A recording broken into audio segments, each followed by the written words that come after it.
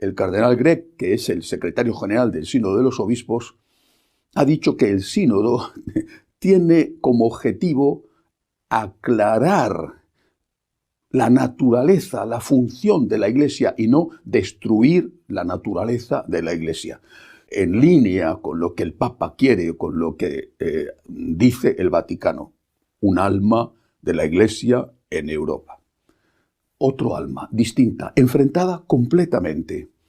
Los alemanes, en este mismo sínodo continental, han intervenido y lo que han dicho es que la Iglesia tiene que adoptar determinadas cosas si no quiere ir a la hecatombe y a la desaparición. Y han pedido públicamente, oficialmente, al menos estas tres cosas: sacerdocio femenino, aceptación de los actos homosexuales, de la homosexualidad practicada en todas sus dimensiones de forma plena como algo que no es pecaminoso, y modificación de la función del sacerdote y del obispo, por lo tanto, en la línea de los consejos sinodales, según las cuales el sacerdote, el obispo, ya no tiene la función, el servicio de gobierno, sino que ese servicio, esa función, queda encomendada a los laicos.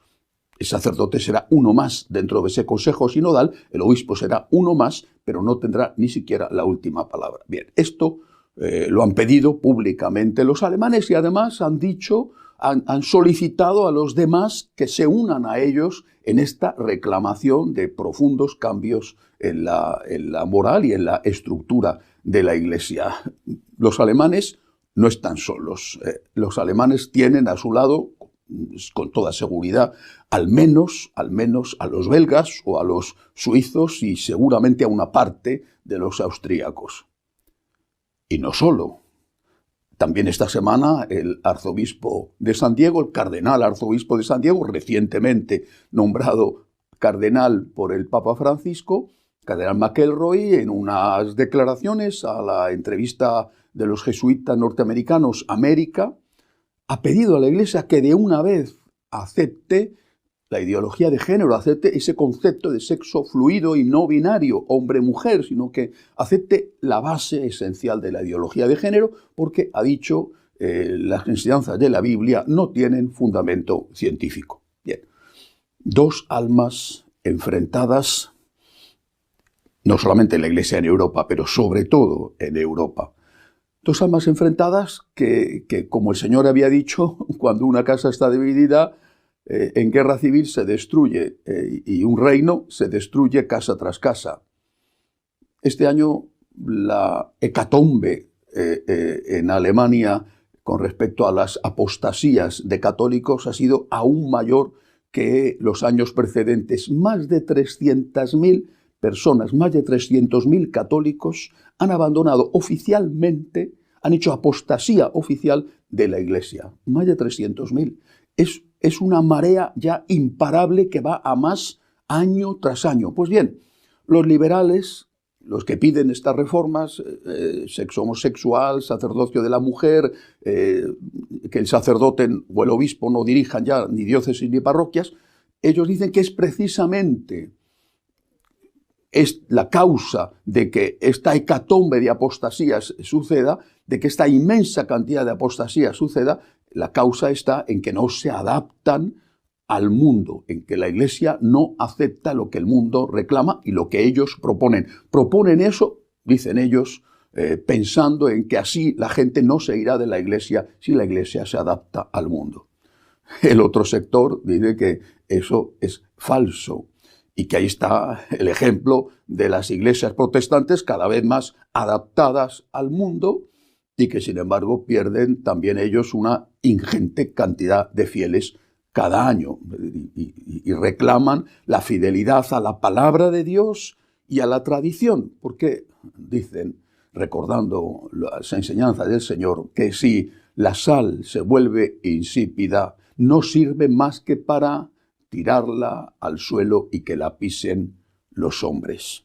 Pero mientras en Europa y en el conjunto de la Iglesia estamos enzarzados sobre cuál debe de ser la misión de la Iglesia y cuál debe de ser su enseñanza, su doctrina, en el mundo pasan muchísimas cosas y la Iglesia cada vez tiene menos capacidad de dar una palabra que sea escuchada y que sea no solamente escuchada, sino seguida o al menos parcialmente atendida. En Nicaragua, el dictador comunista Ortega ha metido en la cárcel con presos comunes a un obispo. Le ha metido en la cárcel en un ambiente reducidísimo, una habitación reducidísima con más de 30 presos comunes a un obispo, porque el obispo se ha negado a ser deportado a Estados Unidos, que es lo que han aceptado los otros 8 sacerdotes y laicos que fueron apresados con él en la catedral de la diócesis.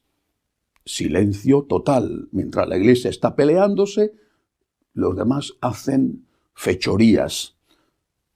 Y si nos fijamos en lo que sucede en África, con las matanzas continuas de cristianos, también por lo tanto de católicos, a mano de los radicales musulmanes, o lo que sucede en China, que a pesar de los pactos secretos con el Vaticano, la persecución contra la Iglesia no cesa, no disminuye.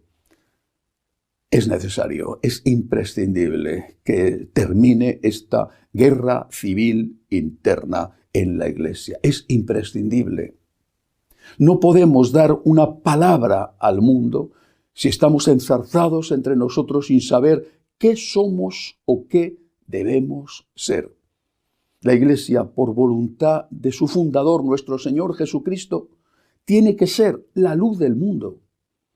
Pero ¿cómo vamos a ser la luz del mundo y la sal de la tierra si no sabemos ni siquiera lo que somos? Si no sabemos qué tenemos que enseñar.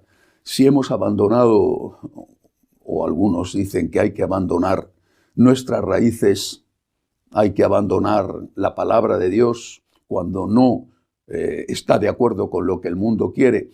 Hay que abandonar las enseñanzas de 2000 años que constituye la tradición cuando no está de acuerdo con lo que el mundo quiere. ¿Cómo vamos a hablar al mundo, a este mundo que necesita nuestra voz y que necesita nuestra luz, incluso aunque no la siga, la necesita? ¿Cómo vamos a hablar al mundo si entre nosotros estamos enfrentados y no sabemos ni siquiera lo que tenemos que decir?